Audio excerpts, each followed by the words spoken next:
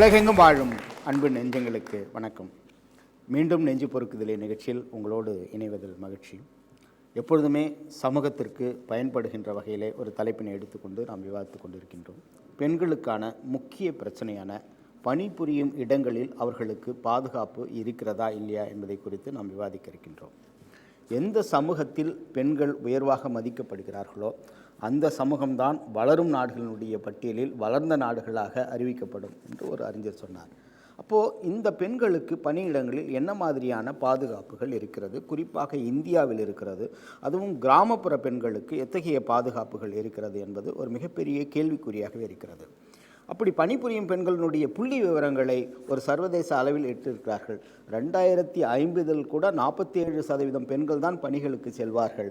இப்போது 29% உலக அளவிலே இருக்கிறது.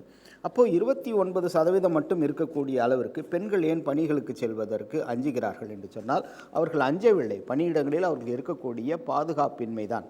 இதை குறித்து தான் உலக அளவுகள் எல்லா நாடுகளும் சேர்ந்து 1993 வேனா மாநாட்டில் பெண்களுக்கு பாதுகாப்பு கொடுக்க வேண்டும், அதுவும் பணிபுரியும் இடங்களில் பெண்களுக்கு பாதுகாப்பு கொடுக்க வேண்டும் என்று ஒரு 2 ஆண்டுகளுக்கு முன்பாக இந்தியாவில் இந்த பாதுகாப்பு சட்டத்தை, குறிப்பாக இந்த டெல்லி சம்பவத்திற்கு பிறகு பாதுகாப்பு சட்டத்தை அதிகரிக்க வேண்டும். அப்படி என்று சொன்னால், இந்த பாலியல் வன்முறை என்று சொன்னாலே என்ன என்று சொன்னால், பெண்களுக்கு பணிபுரிகின்ற இடத்துல உகந்த சூழ்நிலை அமைக்கவில்லை என்று சொன்னாலே அது ஒரு பாதுகாப்பின்மை தான் என்று அவர்கள் சட்டமாக இருக்கிறார்கள். ஒவ்வொரு அலுவலகத்திலும், குறிப்பாக கார்ப்பரேட் கம்பெனி ஆகட்டும் அல்லது தனியார் நிறுவனங்களாகட்டும், ஒரு புகார் கமிட்டி என்று வைக்க வேண்டும். எத்தனை நிறுவனங்களிலே புகார் கமிட்டி இருக்கிறது என்பது அதைவிட மிகப்பெரிய கேள்வி. அப்போ இந்த பணிபுரிகின்ற பெண்களுக்கு பாதுகாப்பதற்கு என்ன மாதிரியான சட்டங்கள் இன்னும் வலுவாக செயல்படுத்த வேண்டும் என்பதை குறித்தும், அதே போன்று என்ன மாதிரியான பிரச்சனைகள் இவர்கள் அன்றாடம் சந்திக்கிறார்கள், எந்தெந்த துறையில் இவங்களுக்கு என்ன மாதிரியான பிரச்சனைகள் இருக்கிறது என்பதை குறித்து நாம் ஆராய்வதற்காக தான் இந்த தலைப்பு. நம்முடைய நிகழ்ச்சிக்கு வந்திருக்கக்கூடிய சிறப்பு விருந்தினர்களை நான் உங்களுக்கு அறிமுகம் செய்து வைப்பதில் மகிழ்ச்சி அடைகின்றேன். குறிப்பாக பணிபுரியும் பெண்களுக்கு பல்வேறு பிரச்சனைகள் இருக்கிறது. ஆகவே அவர்களுக்கு மன ரீதியாக என்ன மாதிரியான பிரச்சனைகள் எல்லாம் ஏற்படும் என்பதற்கு தீர்வாக சொல்வதற்கு நம்முடைய திருமதி வாசுகி மதிவாணன் அவர்கள் வந்திருக்கிறார்கள். ஒரு மனநல ஆலோசகராக இருக்கிறார். பெண்களுக்காக குரல் கொடுக்கக்கூடிய வழக்கறிஞர் அஜிதா அவர்கள் நம்முடைய வந்திருக்கின்றார். காங்கிரஸ் கட்சியினுடைய செய்தி தொடர்பாளர், சென்னை உயர்நீதிமன்றத்தினுடைய வழக்கறிஞராக இருக்கக்கூடிய திருமதி சுதா அவர்களும் நம்முடைய வந்திருக்கிறார். உழைக்கும் பெண்கள் ஒருங்கிணைப்பு குழுவினுடைய இணை அமைப்பாளர் லதா அவர்களும் நம்முடைய வந்திருக்கின்றார். தின உரிமை பத்திரிகையினுடைய ஆசிரியர் திருமதி கல்பனா அவர்களும் நம்முடைய இருக்கின்றார். இது குறித்து ஒரு ஆவணப்படம் இருக்கிறது. அந்த ஆவணப்படத்தை பார்த்துவிட்டு நாம் விவாதத்தை தொடர்வோம். 2005 பெங்களூரில் பிரதிபா, 2012 டெல்லியில் நிர்பயா, இவர்களின் வரிசையில் சென்னையில் சிறுசேரியில் உமா என்ற மென்பொருள் நிறுவன ஊழியர் கொலையை தொடர்ந்து தொழில் வர்த்தக அமைப்பான அசோசேம் ஒரு ஆய்வு நடத்தியது. சென்னை உட்பட நாட்டின் முக்கிய நகரங்களில் பெண்கள் பாதுகாப்பு காரணங்களுக்காக இரவு நீண்ட நேரம் பணிபுரிவதை விரும்பவில்லை என்று அந்த ஆய்வு முடிவில் தெரிய வந்துள்ளது. பொது போக்குவரத்து அதிக பாதுகாப்பானதாக இல்லை என்று பெரும்பாலான பெண்கள் சொல்வதாக அந்த ஆய்வு முடிவு சொல்கிறது. நடந்து முடிந்த கொலைகளுக்கு பிறகு ஐடி துறையில் பணிபுரியும் பெண்களின் பாதுகாப்பை அதிகரிக்க வேண்டும் என பேசியிருக்கிறது நாஸ்காம் என்ற அமைப்பு. அப்படி என்றால் பணியிட பாதுகாப்பு இல்லை என்றுதானே அர்த்தம்? திருச்செங்கோடு காவல் அதிகாரி விஷ்ணு பிரியாவின் மரணம் பணிச்சூழல் பாதுகாப்பும் பணிச்சூழல் தொடர்பான விவாதத்தையும் கிளப்பவில்லையா என்பவருக்கு பதில் சொல்லும் விதமாக, பணியின் போது பெண்களுக்கு ஏற்படும் பாதுகாப்பை பலப்படுத்துவதற்காகத்தான் தடுப்பு பாதுகாப்பு குறைதீர்ப்பு சட்டம் நிறைவேற்றப்பட்டது என்கிறார்கள். இந்திய அரசியலமைப்பு சட்டப்பிரிவு 14 மற்றும் 15 சமத்துவத்திற்கான உரிமையை பெண்களுக்கு உத்தரவாதப்படுத்துகின்றன. மேலும் 10 பேருக்கு மேலாக ஊழியர்களை கொண்டிருக்கும் எந்த நிறுவனமும் புகார் குழு ஒன்றை அமைத்து தலைவராக நிறுவனத்தின் உயர்நிலை பொறுப்பில் உள்ள பெண் ஒருவரை நியமிக்க வேண்டும். மேலும் சட்ட அறிவு கொண்ட 2 பெண்களும் தன்னார்வ தொண்டு நிறுவனர் ஒருவரும் இந்த குழுவில் இருக்க வேண்டும். இக்குழு பணியிடங்களில் பெண்களுக்கு பாதுகாப்பை தரும் விதத்தில் அந்நிறுவனத்தின் அனைத்து செயல்களையும் மேற்கொள்ளும் என்று சொல்லப்பட்டிருக்கிறது. இவையெல்லாம் பாதுகாப்பு தொடர்பான செயல்பாடுகள் இல்லையா என்றும் நியாயம் கேட்கிறார்கள். பாதிக்கப்படுபவர்களின் போராட்டத்தின் காரணமாகவும் சமூக அரசியல் நிர்பந்தங்களாலும் நீதித்துறையின் தலையீட்டாலும் உரிய சட்டம் இயற்றப்பட்டாலும் சட்ட விழிப்புணர்வு வேண்டும். அதனை உருவாக்கினால் மட்டுமே பெண்கள் பணியிடங்களில் பாதுகாப்பாக வாழ முடியும். என்ன மாதிரியான ஒரு பாதுகாப்பு இருக்கிறதா? வீட்டு வேலை செய்கிறவங்கிறதுலேருந்து இப்போ உயர் அதிகாரியாக வேலை செய்கிறவங்க வரைக்குமே இந்த பிரச்சனை இருக்குது சார். இது என்னதான் சட்டம் போட்டுக்கிட்டே இருக்கிறாங்க, சட்டத்தை பல இருக்குது. ஆனால் அதே விட அவங்க யோசிக்கிறது சட்டத்தவே மீறிய யோசனைகள் நிறையவே பண்ணிக்கிட்டு இருக்கிறாங்க. இது ஊடகங்கள் கொஞ்சம் இதுக்காண்டி ஒரு பெரிய கொஞ்சங்கிறத விட பெரிய முயற்சி இது எடுக்கணும். சில பெண்கள் கஷ்டத்துக்காக வேலைக்கு போகிறாங்க, சிலர் சேமிக்கணுன்றதுக்காக வேலைக்கு போகிறாங்க. ஆனால் சில கஷ்டத்தோடு போகிற பெண்கள் எவ்வளோ கஷ்டம் கொடுத்தாலும் சரி அது சகிச்சுக்கிட்டு தான் போகிறாங்க. ஏன்னா இந்த வயதில் வாழணுமே, நம்ம கஷ்டங்களை உணர்ந்து நம்ம வீட்டு குடும்பத்து சூழ்நிலையை புரிஞ்சுக்கிட்டு செயல்படுறாங்க. ஒரு பிரச்சனை ஒரு பொண்ணை பலத்தனம் பண்ணிடுறாங்க, மனம் பொறுக்க முடியாமல் சந்தர்ப்ப சூழ்நிலை போய் ஒரு கோர்ட்டில் கேஸ் போடுறாங்க. கேஸ் தானே போட்டுன்னு போ, 2 வருஷம் ஜாலியாக வரேன் அப்படின்றான். அப்படி அப்போ என்னத்துக்கு பெண்களுக்கு எப்படி பாதுகாப்பு கிடைக்கும்? இந்த சமூகத்தில் என்ன செய்தால் அது தீர்வு கிடைக்கும்? பெண்கள் ஏன் வெளியே சொல்லக்கூடிய அந்த அளவுக்கான ஒரு சூழ்நிலை இல்லை? பெண்கள் வெளியே சொன்னாலும் அது அவமானம் அவங்களுக்கு தான். ஒரு பெண்ணுன்னா அது குடும்பத்தை சார்ந்தது, ஒரு ஆண்னா தனிப்பட்ட உரிமை அப்படின்ற மாதிரி ஆயிடுச்சு. இப்போது பணியிடங்களில் கூட இப்போது சூப்பர்வைசர்ஸே நம்மக்கிட்ட பேசுகிறாங்கன்னா வெளிப்படையாக பேச மாட்டாங்க. ஆனால் அதோட உள்நோக்கம் வேறு விதமாக இருக்கும். ஆனால் அதையும் சகிச்சுட்டு நாங்கள் செய்யணும். ஸோ அப்படி செய்யும்போது மேலிடத்தில் போய் நம்ம கம்ப்ளைண்ட் பண்ணுறோன்னா அதை அவங்க எடுத்துப்பாங்களா எடுத்துக்க மாட்டாங்களான்றது மேனேஜ்மெண்ட்டை சார்ந்தது. இப்படி எல்லா விதத்துலையும் நாங்கள் வெளிப்படையாக போய் சொல்லணும்னு நினச்சோன்னா அவமானம் மிஞ்சுறது பெண்களுக்கு மட்டுமா தான் இருக்கும். இந்த சமுதாயம் தான் நல்லதொரு முடிவை கொடுக்கணும், அரசாங்கம் கொடுக்கணும்னு சொல்லிட்டு தான் நம்ம பெண்கள் அமைப்புகள்லாம் சேர்ந்து வர்மா கமிஷன் அப்படின்லாம் அமைச்சு பண்ணுறோம். பட் அதை ஏற்றுக்கிறதே கிடையாது. எத்தனை வர்மா கமிஷன் அமைக்கிறது, எத்தனை ஸ்டெப்பு போகிறது, எத்தனை ஸ்டெப்பு போனாலும் அந்த அத்தனை ஸ்டெப்பையும் தாண்டி அவங்களுடைய அந்த சீண்டல்களுக்கு அந்த பெண்களுக்கு பாதுகாப்பு இல்லாத ஒரு நிலைமையை தான் உருவாக்குறாங்க. நீங்கள் படிக்கின்ற இடங்களில் இல்லை பயணம் செய்கின்ற போது உங்களுக்கு பாதுகாப்பு இருக்கா? கூடுவாஞ்சேரியில் நான் இருக்கேன். அங்கேருந்து தாம்பரத்துக்கு லோக்கல் பஸ்ஸில் தான் வரணும், நார்மல் எம்டிசி பஸ்ஸில். அங்கேருந்து லேடிஸ் ஸ்பெஷல் பஸ் இருக்குது. நான் லேடிஸ் ஸ்பெஷல் பஸ்ஸில் போயிடுவேன். பட் என் கூட படிக்கிற சக மாணவிகளே அந்த பஸ்ஸு அதில் சீட் இருந்தோம், ஃப்ரீயாக இருந்தோம், ரஷ்ஷாக இருக்கிற 2 பேரும் சேர்ந்து போகிற பஸ்ஸில் தான் அவங்க யூஸ் பண்ணிப்பாங்க. பிகாஸ் ஃப்ரெண்ட்ஸோட போகணும் அப்படின்ற ரீசன்ஸ்லாம் அவங்களுக்கு இருக்குது. அப்போ என்ன ஆகுது, அவங்க ஃப்ரெண்டோட போகணுன்ற சூழ்நிலையில் இன்னொருத்தனும் அவங்கள டிஸ்டர்ப் பண்ணிடுறாங்க. அப்போ இவங்க தான் தாங்களே பாதுகாத்துக்கொள்ள அப்படின்ற ஒரு விஷயம் இருக்குது. சரி, அப்போ அது ஒருக்கான சூழலை இவர்கள் ஏற்படுத்தி தருகிறார்கள், இவர்கள் மேலும் தவறு இருக்கிறது அப்படின்னு ஒரு குற்றச்சாட்டை வைக்கிறீங்க. இன்றைக்கி இருக்கிற சமுதாயத்தில் பெண்களுக்கான பாதுகாப்புன்றது ரொம்ப குறைவாக தான் இருக்குது, கேள்விக்குறியாகவும் தான் இருக்குது. சாதாரணமாக எடுத்துக்கோங்களேன், நம்ம இப்போ போகிறோம், எங்கே கேமரா வச்சுருக்காங்கன்னு தெரியல, பெண்ணில் வச்சுருக்காங்க, பட்டனில் வச்சுருக்காங்க, நம்ம எங்கேருந்து நம்ம பாதுகாப்பாக இருக்குது? நமக்கு ஒரு சுதந்திரம் இருக்கா? நம்ம ரோட்டில் போகிறோம், நம்மளை யாராச்சும் பார்க்குறாங்களா?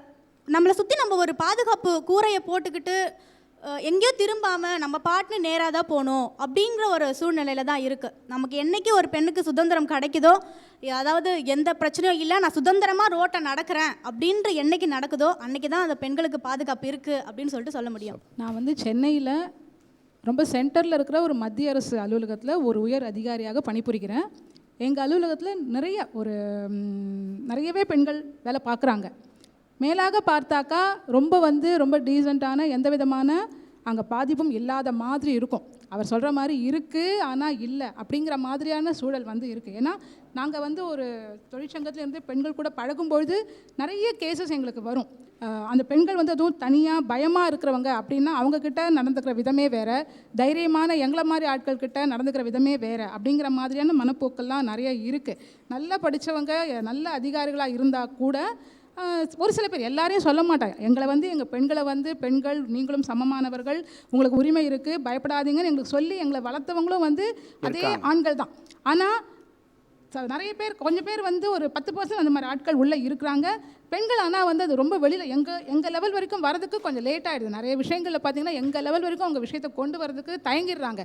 தயக்கத்தினால நிறைய பாதிப்புக்கு ஆளாகிடுறாங்க. இப்போ வேலைக்கு போகிற பெண்ணை என்ன பண்ணணும் அப்படின்னு சொன்னால்,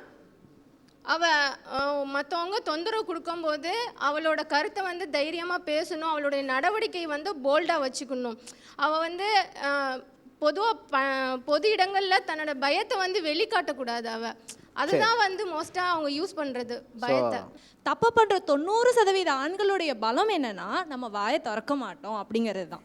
ஏன்னா உங்ககிட்ட தப்பாக நடந்துக்கிற அதே ஆண் ஒரு நல்ல அப்பா, ஒரு நல்ல அண்ணன், அப்படியே அவங்களுக்கு வேறு முகங்களும் இருக்குது. நம்ம என்ன பண்ணிடுறோம், அவங்கள பார்த்தோன்னே அப்படியே பதறி பயந்து இது அவங்கள ஒரு அரக்கன், அதெல்லாம் கிடையாது. நம்மள மாதிரி சாதாரணமான மக்கள் தான். ஒரு 4 பேர் இருக்கும்போது அன்றைக்கி என்கிட்ட இப்படி பேசினவன் தானே நீனு அப்படின்னு சாதாரணமாக சொல்லுங்கள். நீங்கள் போய் இப்படி ஃபைட்லாம் பண்ண வேணாம், எதுவும் பண்ண வேணாம். பஸ்ஸில் ஏதாவது பண்ணுறாங்களா, ஃபஸ்ட்டு தொடும்போதே கொஞ்சம் தள்ளி நில்லுங்க அப்படின்னு 4 பேருக்கு கேட்குற மாதிரி சத்தமாக சொன்னீங்கன்னா அதுக்கப்புறம் உங்கள் பக்கத்தில் வரவே மாட்டாங்க. ஸோ இதுக்கு வந்து நமக்கு ஆண்களை பற்றின புரிதல் வேணும் அப்படின்னு நினைக்கிறேன், நம்ம பாதுகாப்பை உறுதி பண்ணுறதுக்கு. நான் வந்து ஒரு கவுன்சிலருங்க. பட் இது வரைக்கும் ஒரு 25 இயர்ஸ் ஒரு கார்ப்பரேட் கேரியரில் இருந்திருக்கேன். இது வரைக்கும் ஒரு நாள் கூட அன்சேஃபாக ஒர்க் பிளேஸில் நான் ஃபீல் பண்ணதே கிடையாது. Thanks to all my colleagues. அது உள்ளூரில் நடக்கிற மீட்டிங்காக இருந்தாலும் சரி, வெளியூரில் நடக்கிற மீட்டிங்காக இருந்தாலும் சரி, எப்போவுமே வந்து அவங்க வித்தியாசம் பார்க்காம எல்லாரும் நாங்கள் கரெக்டாக நாங்கள் இருக்கிற இடத்துக்கு போய் சேர்றோமா அப்படிங்கிறதுலேருந்து எல்லா பாலிசிஸுமே கிளியராக இருந்திருக்கு. கார்ப்பரேட் லெவலில் பார்த்தீங்கன்னா பாலிசிஸ் ஆர் கிளியர்லி டிஃபைன்டு.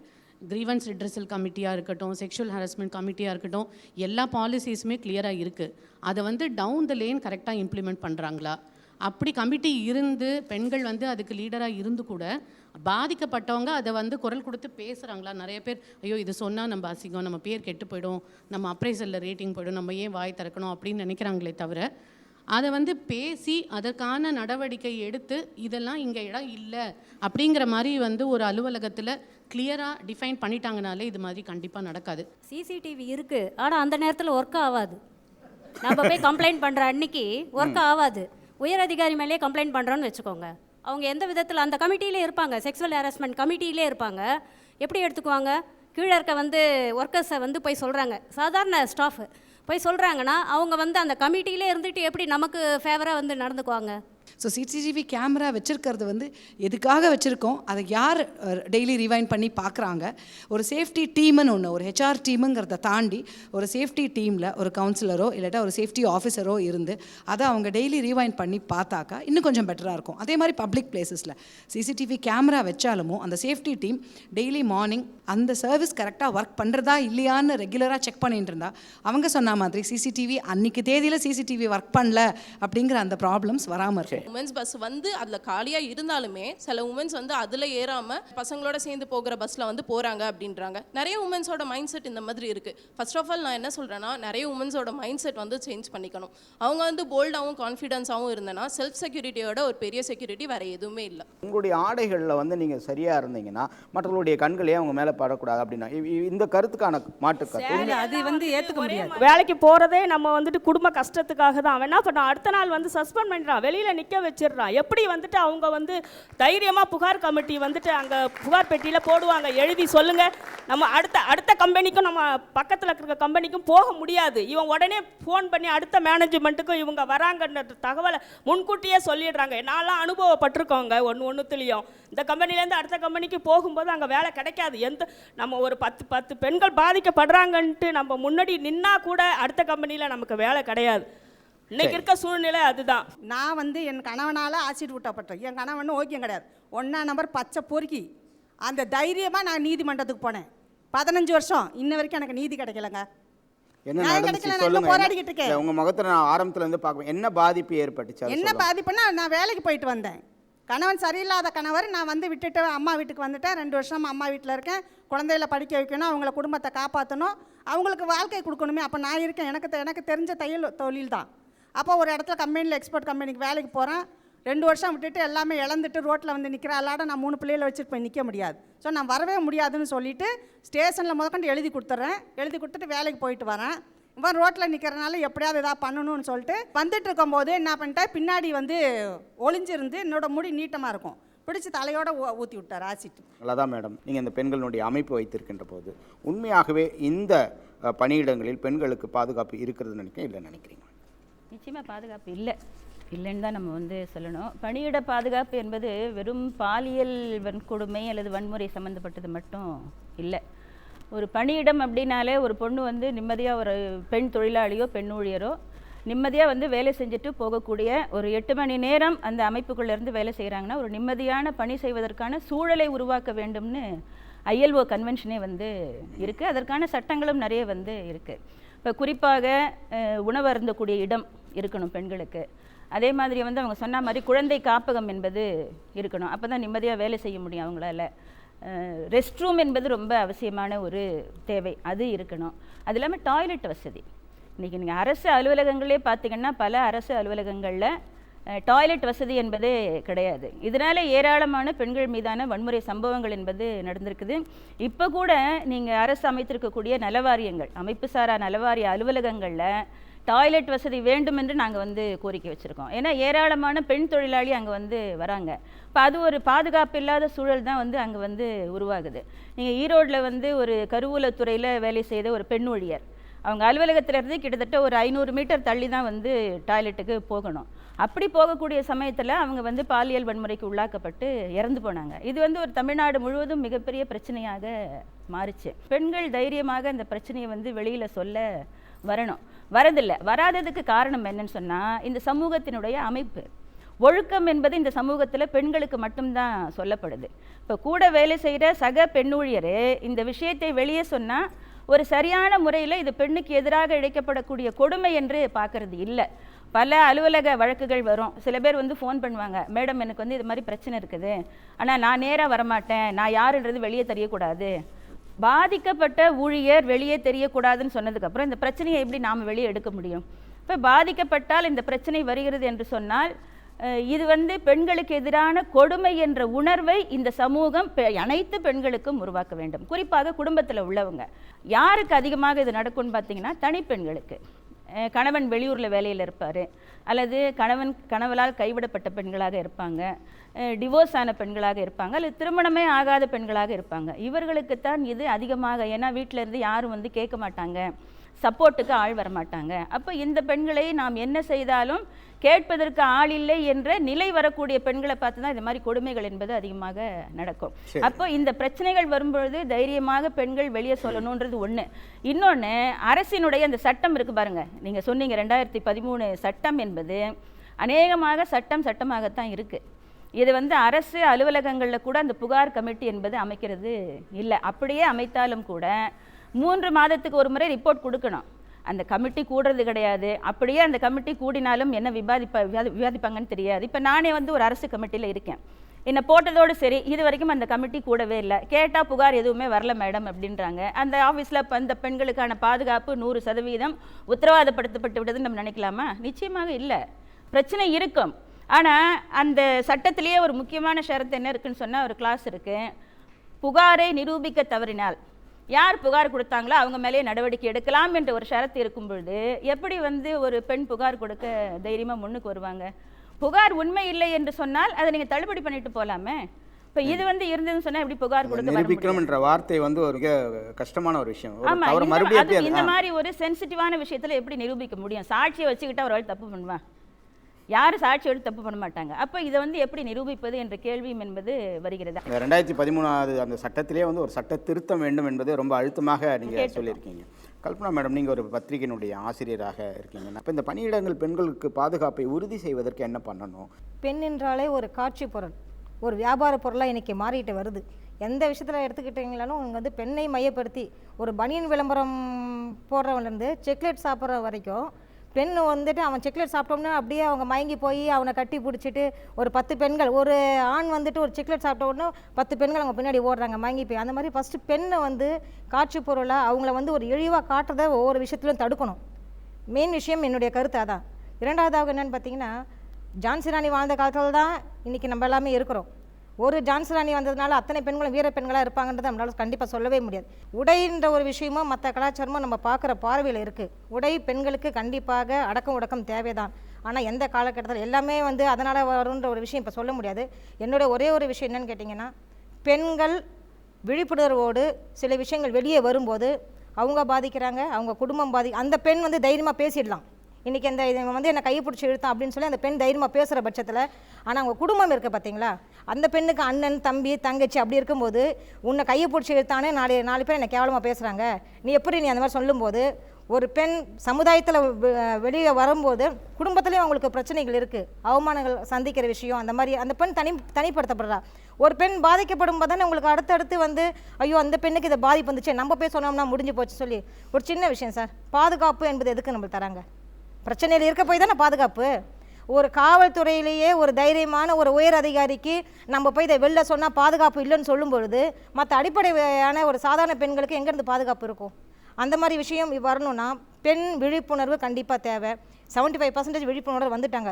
இன்னும் அவங்களுக்கு விழிப்புணர்வு தேவை. அதே சமயத்தில் ஒவ்வொரு நிறுவனத்திலையும் நல்ல சமுதாய ஆர்வலர்கள், தட்டி கேட்கக்கூடிய ஆர்வலர்கள், அது வந்துட்டு சில பெண்களுக்கு சில விஷயங்கள் வெளியே வரும், சில விஷயங்கள் வெளியே வர, அந்த மாதிரி அவங்கள வந்து கருத்து சுதந்திரத்தை கேட்டறிந்து அவங்களுக்கு பாதிப்பு வராமல் ஒரு கமிட்டி போட்டு அந்த மாதிரி ஒரு சில விஷயம் பண்ணாங்கன்னா பெண்களுக்கு சில தவறுகள்லாம் குறையக்கூடிய சான்சஸ் இருக்குது. நன்றி மேடம். இவர்கள் யாரும் அந்த மன ரீதியான என்ன பாதிப்புகள் என்பது கூட முழுமையாக சொல்லக்கூடிய ஒரு விஷயங்கள் இல்லாமல் இருக்கிறது. மன ரீதியான என்ன பாதிப்புகள் இருக்கிறது? தொழில் செய்கிற இடத்துல இல்லாட்டி பணிபுரிகிற இடத்துல வந்து பாதுகாப்பு இருக்கா இல்லையா அப்படிங்கிறது இப்போ பேசிகிட்டு இருக்காங்க. அப்படி எல்லாத்தையுமே விட அந்த எனக்கு பாதுகாப்பு இல்லை அப்படின்ற அந்த எண்ணமே வந்து ஒரு பெரிய ஒரு மன தாக்கத்தை உண்டு பண்ணும். மன தாக்கத்தை உண்டு பண்ணி அதனால் வர்ற சிக்கல்கள், அதனால் வர்ற மன குழப்பங்கள் வந்து நிறைய விஷயம் அது வந்து அது வந்து அடுத்தடுத்த லெவலுக்கு கொண்டு போயிட்டே இருக்கும். அது வந்து ஒரு ஸ்ட்ரெஸ்ஸாக இருக்கலாம், அது என்ன விதமான ஸ்ட்ரெஸ், இல்லை வந்து ஒரு டிப்ரெஷனாக இருக்கலாம், இல்லை தற்கொலையாக இருக்கலாம், எல்லாமே. ஆனால் அந்த பாதுகாப்பின்மை அப்படின்ற அந்த எண்ணம் வந்து எப்போ வரும் அப்படின்னா ஒன்லி வந்து ஒரு செக்ஷுவல் ஹாரஸ்மெண்ட்டில் மட்டும் வர்ற விஷயங்கள் கிடையாது. என்றைக்கு வந்து ஒரு பணிபுரிய இடத்துல வந்து எனக்கு வந்து செல்ஃப் ரெஸ்பெக்ட் இல்லை, என்னோடய செல்ஃப் டிக்னிட்டியை நான் வந்து பாதுகாத்துக்க முடியாமல் நிறைய சவால்கள் எனக்கு இருக்குது அப்படின்றது பண்ணுறதே பெரிய ஒரு மன அழுத்தத்தை உண்டு பண்ணோம். இன்னும் ஒரு விஷயம் வந்து பாதுகாப்புன்றது மன ரீதியாக மட்டும் இல்லாமல் உடல் ரீதி மன ரீதியாக ரெண்டுமே. இது ரெண்டுக்குமே எனக்கு நிறைய அச்சுறுத்தல்கள் இருக்குது. எனக்கு எந்த நேரம் என்ன நடக்குமோ அப்படிங்கிற அந்த ஒரு பாதுகாப்பின்மை, அந்த மாதிரியான உணர்வு, இன்செக்யூர் ஃபீலிங் வர்றப்போ வந்து அது வந்து இன்னும் வேறு விதமான மன தாக்குதல்களை உண்டு பண்ணும். மூணாவது விஷயம் வந்து நான் வேலை செய்கிற இந்த தொழில் அலுவலகத்திலையோ இல்லாட்டி இந்த ஆஃபீஸ்லேயோ வந்து எனக்கு வந்து ஒரு நியாயம் கிடைக்கல, அதாவது ஆர்கனைசேஷனல் ஜஸ்டிஸ் அப்படின்னு சொல்லுவோம். அந்த நியாயம் கிடைக்கல, அது வந்து அநியாயமான நிறைய விஷயங்கள் நடக்குதுன்றது வந்து அதுவும் வந்து அது பாதுகாப்பின்மையை உண்டு பண்ணி, அதுவான உணர்வை உண்டு பண்ணி அது வந்து மிகுந்த மன தாக்கத்துக்கு உண்டாகும். ஸோ அது அந்த மாதிரியான மன தாக்கத்துக்கு உள்ளாகிறப்போ வந்து அவங்க வந்து அதை வந்து சமாளிக்கிற விதமோ அதை கோப்ப பண்ணுற விதங்கள் வந்து ஒவ்வொருத்தர் வந்து ஒவ்வொரு விதமாக இருக்கும். ஒருத்தங்க வந்து கான்ஃபிடென்ட்டாக இருக்கணும் அப்படின்றாங்க. இது எல்லாமே வந்து எல்லாரும் எல்லாத்தையுமே செய்ய முடியாது. அவங்கவுங்களுக்கு என்ன முடியுமோ அவங்க வந்து எந்த அளவுக்கு பாதிக்கப்பட்டிருக்காங்க, அதாவது அவங்களோட வல்னரபிலிட்டி அப்படின்னு சொல்லுவோம். அவங்க வந்து எந்த அளவுக்கு வந்து அவங்களுக்கு சகிப்புத்தன்மை இருக்குது, எந்த விஷயத்தை அவங்களால எடுத்துக்க முடியும் அப்படின்றது வந்து தனி நபர் சம்மந்தப்பட்ட விஷயங்கள். ஒரே விஷயம் வந்து 4 பேருக்கு நடந்திருக்கலாம், ஆனால் 4 பேரும் வந்து அதோட பாதிப்பு எவ்வளவு, அதனால வந்து அவங்களுக்கு ஏற்படுற தாக்கங்கள் என்னன்றது ஒவ்வொரு இடத்துலேருந்து வேறுபட்டுக்கிட்டே இருக்கும். அதுக்காக தான் நாங்கள் முக்கியமாக சொல்கிற விஷயங்கள் என்னென்னா, இந்த சேஃப்டி டீம் அப்படின்னு சொல்லி ஹெச்ஆர்ஓ சேஃப்டி டீம்னு நிறைய கம்பெனிஸில் வந்து நிறைய விஷயங்கள் செஞ்சிட்ருக்காங்க. அதில் வந்து நிச்சயமாக வந்து ஒரு மன அழுத்தத்தையோ இல்லாட்டி மன சிக்கல்களை வந்து பேசுகிறதுக்கு எல்லாத்தையும் போய் பேச முடியாது. ஏன்னா வந்து இது வந்து ஒரு ஃப்ரெண்டுகிட்ட பேசுகிறப்ப வந்து இன்றைக்கி சரியாக இருக்கும், நாளைக்கு வந்து அது எப்படி மாறுன்றது தெரியாது. ஸோ அதை வந்து மனசு விட்டு, அதாவது வந்து ஒரு கான்ஃபிடென்ஷியலாக பேசக்கூடிய ஒரு ஆப்ஷனை வந்து கட்டாமல் கொடுக்கணும். அது வந்து நிறைய விஷயங்கள், இந்த தற்கொலையெல்லாம் வந்து ஒரு நிமிஷம் எடுக்கிற விஷயங்கள் அப்படின்றது ஒரு பக்கமாக இருக்கலாம். இன்னொன்று வந்து அவங்க நிறைய பிளான் பண்ணி செஞ்சுருப்பாங்க. அதுக்கப்புறமா நம்ம பார்க்குறப்போ வந்து இதெல்லாம் நிறைய இப்போ நம்ம வந்து பேப்பரில் படிக்கிற விஷயங்கள் வந்து ஒரே நாளில் ஒரு செகண்டில் நடந்த விஷயங்கள் கிடையாது. ஒரு வாரமாக ட்ரை பண்ணி, ஒரு வாரமாக யோசித்து முடிவெடுத்து, ஸோ அதெல்லாம் எல்லாத்தையும் ஓரளவுக்கு குறைக்கலாம் இந்த மாதிரி வந்து ஒரு அவுட்லெட்டை நம்ம கொடுக்குறப்போ. அது மட்டும் இல்லாமல் பாதுகாப்பின்மை அப்படின்றது வந்து பணிபுரிகிற இடத்துல மட்டும் இல்லை, எத்தனை பேருக்கு வந்து வீட்டில் பாதுகாப்பு இருக்குது, அந்த இன்செக்யூர் ஃபீலிங். நான் சொல்கிறது வந்து அந்த மன எண்ணத்தை சொல்கிறேன். அந்த இன்செக்யூர், எனக்கு பாதுகாப்பு இல்லை, அது வீடாகட்டும் வெளியிடமாகட்டும் போக்குவரத்துல ஆகட்டும் பணியிடத்துல ஆகட்டும், அந்த எண்ணம் வந்துட்டாலே முக்கியமாக பெண்கள் வந்து அதை எப்படி கோப் பண்ணுறாங்க, அதனால் அவங்க இவ்வளத்துக்கு பாதிக்கிறாங்கன்றது ஒவ்வொருத்தர் சம்மந்தப்பட்ட விஷயம். இந்த குழப்பத்திலேருந்து அவங்க வெளியில் வர்றதுக்கு வந்து இந்த மாதிரியான ஒரு மென்டல் ஹெல்த் ப்ரொஃபஷனலோ ஒரு கவுன்சிலரோ ஏதாவது ஒரு இதை பற்றின தெரிஞ்சவங்க, அதாவது ப்ரொஃபஷனல் இதை பற்றி தெரிஞ்சவங்களோட ஒரு ஆலோசனையும் வழிகாட்டுதலும் வந்து கட்டாயமாக அவங்களுக்கு உதவி பண்ணும். இப்போ நிறைய வந்து இருக்குது, ஒரு கவுன்சிலர்கிட்ட போகிறேன்னா இப்போ எனக்கு வந்து மன ரீதியாக ஏதாவது பிரச்சனையா, நான் ஒன்றும் பைத்தியம் கிடையாது, நான் எதுக்கு போகணும் அப்படிங்கிற அந்த ஸ்டிக்மா வந்து இன்றைக்குமே இருக்குது. அதுவே வந்து ஒரு ஆர்கனைசேஷனில் ஒரு ஆஃபீஸில் இருக்கிறப்ப வந்து அது பெருசாக அதை தெரிய போதில்லை யாருக்குமே. வீட்லேயே வந்து அதை இது பண்ணுவாங்க, நீ எது கவுன்சிலர்கிட்ட போகிற அப்படிங்கிற அந்த ஸ்டிக்மா வந்து இன்னுமே இருக்குது. ஸோ நான் என்ன சொல்ல, பணி இடங்களில் வந்து அது 10 பேராக இருக்கட்டும், 20 பேராகட்டும், 30 பேர் ஆகட்டும், அந்த இடங்களில் வந்து அவங்களுக்கு வந்து அந்த மாதிரியான ஒரு சந்தர்ப்பங்களை உண்டு பண்ணி கொடுக்கணும். அப்படி இல்லாட்டி அதுக்கான முக்கியமாக வந்து அந்த அவேர்னஸ். இப்படியெல்லாம் நீங்கள் வந்து சில உதவிகளை எடுக்கிறப்போ, சில கைடன்ஸை எடுக்கிறப்போ, சில வழிகாட்டுதலை நீங்கள் கிடைக்கிறப்போ வந்து ஓரளவுக்கு நீங்கள் உங்களோட சிக்கல்கள்லேருந்து வெளியில் வரலாம் அப்படிங்கிற அந்த அவேர்னஸ் வந்து ரொம்ப முக்கியமான விஷயம். இப்படி ஒன்று இருக்கின்றதே நிறைய பேருக்கு தெரியாது. நன்றி டாக்டர். நம்முடைய சமூகத்தில் ஆண்களுக்கும் பெண்களுக்கும் பாகுபாடு இருக்குங்கிறத நம்ம ஒத்துக்கணும். இல்லை எல்லாரும் சமமாக தான் இருக்கோம், நம்ம போடுற உடையால், நம்ம போடுற பஸ்னால், நம்ம எடுக்கிற முடிவால், நமக்கு தைரியம் இல்லாததுனால அப்படின்னு ஆண்களும் பெண்களும் சமமாக தான் இருக்கோன்னு நம்மளையே நாம் இந்த சமூகத்தில் இருக்க யதார்த்தத்தை மறைத்து விட்டு ஏமாற்றிக்கொள்ள முடியாது. பிறக்கும் பொழுதே அந்த குழந்தை பிறக்காமல் இருக்கிறதுலேருந்து, பிறந்த பிறகு கொல்லப்படுவதிலிருந்து, பள்ளிக்கூட வாழ்க்கையில் பெண் குழந்தைகள் குறைவாக இருக்கிறதுலேருந்து, இப்படி வரிசையாக எடுத்துக்கிட்டே போனால் உயர்கல்வியில் ஒற்றைப்படை எண்ணாக வந்ததுலேருந்து, இப்படி பணியிடங்களில் பெண்களுக்கும் ஆண்களுக்கும் சமத்துவமான உரிமை இல்லைங்கிறது ஒரு யதார்த்தமான விஷயம். இன்னும் சொல்லப்போனால் சீடா அப்படின்னு ஒரு சர்வதேச பிரகடனம் இருக்குது, convention for elimination of all sorts of discrimination against women. பெண்களுக்கு எதிரான அனைத்து வகையான பாகுபாடுகளையும் நாங்கள் கலைந்து விடுகிறோம்னு இந்தியா போய் கையெழுத்து போட்டு வந்த பிறகு தான் பல்வேறு பெண்கள் பாதுகாப்பு சட்டங்களை போடுது. அப்போ நம்முடைய கலாச்சாரத்தில் ஊறிப்போன பல விஷயங்கள், பெண்ணுன்னா ஒரு நூல் குறைவு தான், பொம்பளைனா கம்மி தான், அடக்க ஒடுக்கம் வேணும் தான் அப்படின்னு சொல்லக்கூடிய கருத்துக்கள் எல்லாமே எல்லா இடத்துலையும் நீக்கமர நிறைந்திருக்கு. நம்முடைய அப்பாக்கள் மூலமாக, தாத்தாக்கள் மூலமாக எல்லாருமே அப்படி சொல்கிறாங்க, அம்மா நீ கொஞ்சம் அடங்கி போமா. பாகுபாடு இருக்கும் சூழல் சமூகம் முழுக்க இருக்கும்போது ஒவ்வொரு பெண்ணும் தானே கலைந்து கொள்ள முடியாதுன்னு போது தான் சட்டங்கள் வருது. எந்த நாட்டில் ஒரு மலேரியா ஒழிப்பு முகாம் வரும், எந்த நாட்டில் எய்ட்ஸ் ஒழிப்பு முகாம் வரும்னா எந்த நாட்டில் அது இருக்கிறதோ அங்கே தான் வரும். எந்த நாட்டில் பணியிடங்களில் பெண்களுக்கு பாதுகாப்பு குறைதீர் சட்டமும் அவர்களுக்கான பணியிடத்தில் அதற்கான பிரச்சனைகளை களையும் சட்டம் வரும்னா எந்த நாடுகளெல்லாம் பணியிடங்களில் பாதுகாப்பு இல்லையோ அங்கே தான் வரும். அப்போ நம்முடைய இத்தனை ஆண்டு காலம் பொறுத்து விஷாக்கா என்ற வழக்கிலேருந்து ஆரம்பித்து ஒரு குழந்தை திருமணத்தை நான் எதிர்க்கிறேன்னு சொல்கிற பன்வாரி தேவிக்கு அது எப்படி என் வீட்டு கல்யாணத்தை நிறுத்தலாம், 1 வயசு பெண் குழந்தையை கல்யாணம் பண்ணுறதை நான் நிறுத்தக்கூடாதுன்னு சொல்லி 5 பேர் சேர்ந்து அவர்களை கூட்டாக பாலியல் வன்புணர்ச்சிக்கு ஆளாக்குறாங்க. அப்போ அது ஒரு வழக்காக போய் அவர்கள் விடுதலையாக்கப்பட்டு அப்புறம் அவர்கள் அப்பீலில் அவங்க ஜெயிலுக்கு உள்ளே போய் சாக்ஷி என்னும் பெண்கள் அமைப்பு தான் உச்சநீதிமன்றத்தில் விஷாக்கா வழக்கு தீர்ப்பை கொடுக்குது. அப்போ விஷாக்கா வழக்கு என்ன சொல்லுது, ஒரு பெண்ணுக்கு பாலியல் சீண்டல், பாலியல் ரீதியான புகைப்படங்களை காட்டுதல், பாலியல் ரீதியான கோரிக்கைகள், வெறும் அடிக்கிறது உதைக்கிறது அசிங்கமாக பேசுறதில்ல, எனக்கு நீ இல்லைன்னா முடியாது, நீ எப்படியாச்சும் எனக்கு கொஞ்சம் ஒத்துழைச்சிப்போ அப்படின்னு கெஞ்சினாலும் கூட அது ஒரு பாலியல் வன்முறை. நம்ம சமீபத்தில் ஒரு வாட்ஸ்அப் பார்த்தோம், ஒரு போலீஸ்காரர் பேசுவார் ஒரு அம்மா கிட்ட, நீ எங்கே போயிட்ட, நீ மத்தியானம் வா, நீ இல்லாமல் நான் தூங்கலை அப்படின்னு தொடர்ச்சியாக பேசிக்கிட்டே இருப்பார். தமிழ்நாடு முழுக்க கேட்டுச்சு அந்த வாட்ஸ்அப்பை. ஒரு அதிகாரி கீழே இருக்க ஒரு போலீஸ் அதிகாரிகிட்ட பேசுகிறார். அப்போ இதெல்லாம் பாலியல் வன்முறை. அப்போ இதை களைவதற்காக சட்டம் போடப்பட்டிருக்கு. இந்த சட்டத்தை பயன்படுத்துவதற்கான நடைமுறை என்னங்கிறது அடுத்த கேள்வி. அப்போ சட்டத்தை நடைமுறைப்படுத்துவது முழுமையாக இல்லை.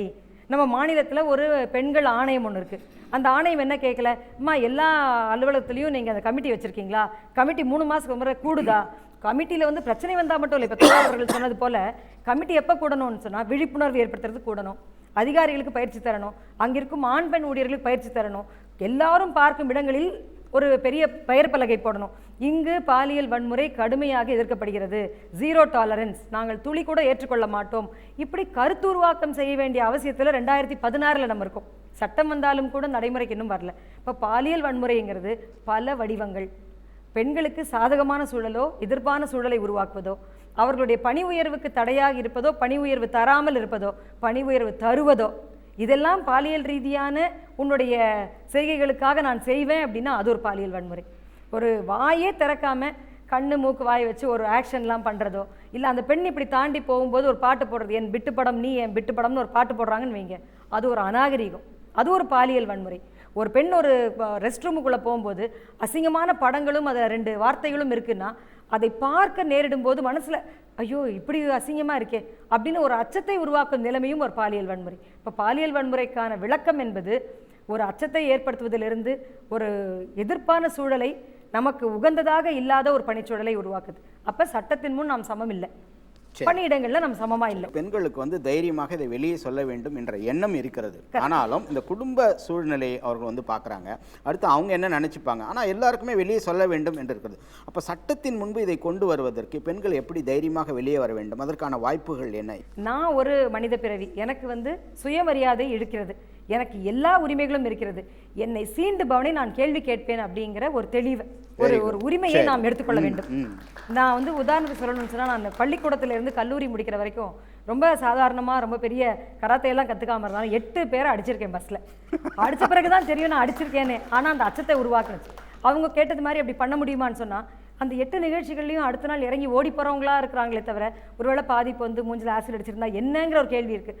ஆனாலும் சமூகத்தில் நம்ம எதையுமே எதிர்க்காமல் எப்போவுமே அச்சப்பட்டு கொண்டு இருக்க முடியாது. முதல் 2வது விஷயம் எந்தெந்த இடத்தில் எங்கெல்லாம் இருக்கிறோமோ அங்கெல்லாம் அந்த துறையை, அங்கே இருக்கும் கமிட்டியை, அங்கே இருக்கக்கூடிய உயர் மட்ட அமைப்பை நாம் கேள்விக்குள்ளாக்க வேண்டும்.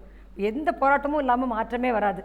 ஒரு சுதந்திர இந்தியாவில் வந்த போராட்டங்கள் முதல் இந்த சட்டம் வருவதற்கான போராட்டம், நிர்பயா சட்டத்தில் வருவதற்கான போராட்டம் கூட பார்த்திங்கன்னா லட்சக்கணக்கான இளைஞர்களும் பெண்களும் எவ்வளவோ பேர் பெண்கள் அமைப்புகள்லாம் வீதிக்கு வந்து தான் இந்த சட்டமே வந்திருக்கு.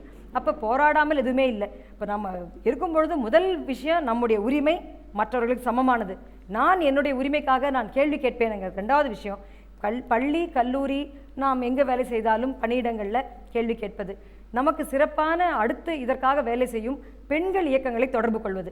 இப்போ வந்து மாநிலம் முழுக்க கம்யூனிசம் சார்ந்த இயக்கங்களும் மற்ற இயக்கங்களும் எல்லாருமே பெண்கள் இயக்கங்கள் இதற்கான வேலையை எடுக்கிறதுக்கு முன் வராங்க. எங்களை போன்ற தனிநபர் வழக்கறிஞர்களும் மருத்துவரை போன்ற ஆலோசகர்களும் அவங்க கூட ஒரு கவுன்சிலிங் பண்ணி சொல்லுவாங்க, நீங்கள் வந்து இந்த பிரச்சனையை எடுக்க முடியலன்னா இன்னும் இவங்களை காண்டாக்ட் பண்ணுங்க, அல்லது ஊடகங்களை தொடர்பு கொள்ளலாம்.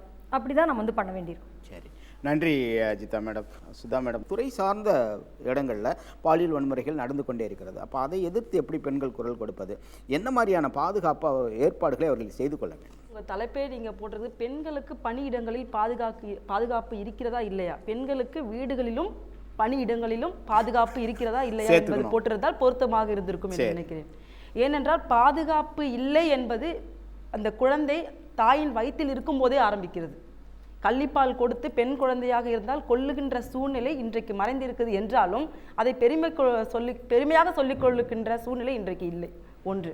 அடுத்தது அந்த பெண் குழந்தை பிறந்து ஒரு 3-4 வருடங்கள் ஆன பின்பாக பாலியல் தொந்தரவுகள் நாங்கள் பார்க்கின்ற வழக்குகள் சகோதரி அஜிதா அவர்களுக்கும் தெரியும். பெண் குழந்தைகளை தன் வீட்டில் இருக்கின்ற தந்தை, தன் வீட்டுக்கு வருகின்ற மாமா, சித்தப்பா இவர்களால் ஏற்படுகின்ற பாலியல் துன்புறுத்தல்கள், அந்த குழந்தை பாலியல் துன்புறுத்தலுக்கு வீட்டில் இருக்கிறவரால் ஆளாக்கப்பட்டாலும் தன் தாயிடம் சொல்லும்பொழுது தாய் சொல்லுகின்ற முதல் வார்த்தை யாரும் சொல்லிவிடாதே. அப்போ அங்கே விழிப்புணர்வு எங்கே இருக்குதுன்னா, உன் பிரச்சனையை நீயே வைத்துக்கொள், இல்லை என்னை போன்ற பெண்களிடம் சொல், வெளியே சொல்லிவிடாதே, தந்தைக்கிட்ட கூட சொல்லாது. ஒரு ஆண்கிட்ட சொல்லக்கூடாதுன்ற விஷயம் எது தெரியுதுன்னா, ஆண்கள் எது பண்ணாலும் ஆண்களிடம் சொல்லக்கூடாது, எதிர்க்கக்கூடாதுன்ற மனநிலையை வேறு வழி இல்லாமல் ஒரு தாய் செய்கின்ற விஷயம். அதன் பின்பாக பள்ளிக்கு செல்லும் பொழுது யார் நமக்கு கல்வியையும் நல்லெண்ணத்தையும் இந்த சமூகத்தில் சிறந்த மனிதனாக உருவாக்க வேண்டும் என்று பாடம் சொல்லிக் கொடுக்கின்ற ஆசிரியரே பெண் குழந்தைகளை பாலியல் வன்முறைக்கு ஆளாக்கின்ற சூழ்நிலைகள் இன்றைக்கு மிக மோசமான நிலைமைக்கு இந்த சமூகம் தள்ளப்பட்டிருக்கிறது. அதை தாண்டிக்கு நீங்கள் கல்லூரிக்கு சென்றால் சரிகா போன்ற பெண்களை நிறைய பேர் இழந்திருக்கிறோம். சட்டம் வந்த பிறகாக இன்றைக்கு குறைந்தாலும் இது போன்ற நிகழ்வுகள் எல்லாம் பெண்களுக்கு எதிராக நடக்கின்ற அத்தனை நிகழ்வுகளுக்கும் சட்டம் கொண்டு வந்த